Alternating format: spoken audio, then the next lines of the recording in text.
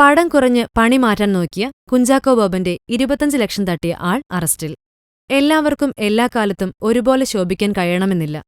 അത് megastar മമ്മൂട്ടിക്കായാലും super star മോഹൻലാലിനായാലും. അപ്പോൾ താഴെത്തട്ടിലുള്ളവരുടെ കാര്യമോ? കയറ്റവും ഇറക്കവും. അത് കാലത്തിന്റെ കളിയാണ്. എന്തായാലും കുഞ്ചാക്കോ ബോബൻ കുറച്ച് വിശ്രമത്തിലാണ്. കാര്യം സിനിമ കുറഞ്ഞിട്ടൊന്നുമല്ല. ഇനി സെലക്ട് ചെയ്തിട്ടേ സിനിമ ചെയ്യുന്നുള്ളൂ എന്നാണ് താരം പറയുന്നത്. അങ്ങനെ വാശി പിടിച്ചിരുന്നിട്ട് കാര്യമില്ല കുഞ്ചാക്കോ ബോബൻ. കാരണം ആളെ കണ്ടല്ല കഥയെഴുതുന്നത്, കഥയ്ക്കനുസരിച്ച ആളെയാണ് തിരയുക. അങ്ങനെ നോക്കിയാൽ താങ്കൾ വീട്ടിൽ തന്നെ ഇരിക്കേണ്ടിവരും. വീട്ടിലിരിക്കുമ്പോഴാണ് താരത്തിന് ഒരു ഓഫർ വന്നത്.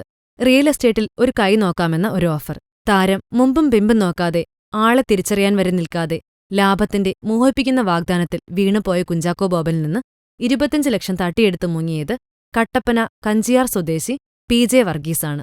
പുത്തൻകുരിശിലൊരു സ്ഥലം വാങ്ങി മറച്ചടിക്കാമെന്ന് വിശ്വസിച്ചാണ് കുഞ്ചാക്കോയിൽ നിന്ന് 25 ലക്ഷം വാങ്ങിയത്. എന്നാൽ സ്ഥലവുമില്ല പണവുമില്ലാതായപ്പോൾ കുഞ്ചാക്കോ കടവന്ത്ര പോലീസിൽ പരാതി നൽകുകയായിരുന്നു. PJ വർഗീസിനെ അറസ്റ്റ് ചെയ്ത പോലീസ് പ്രതിയെ ജാമ്യത്തിൽ വിട്ടെങ്കിലും 25 ലക്ഷം ഗോപിയാകുന്ന കോളാണ് കാണുന്നത്. എന്തായാലും ശക്തമായ ഒരു കഥ നിങ്ങൾക്കു വേണ്ടി എവിടെയോ ഒരുങ്ങുന്നുണ്ട്. ശക്തമായി തിരിച്ചുവരിക കുഞ്ചാക്കോ നിങ്ങൾ. ഫിലിം കോട്ട്. കൂടുതൽ സിനിമാ വിശേഷങ്ങൾക്കായി ഈ ചാനൽ സബ്സ്ക്രൈബ് ചെയ്യൂ. Film coat.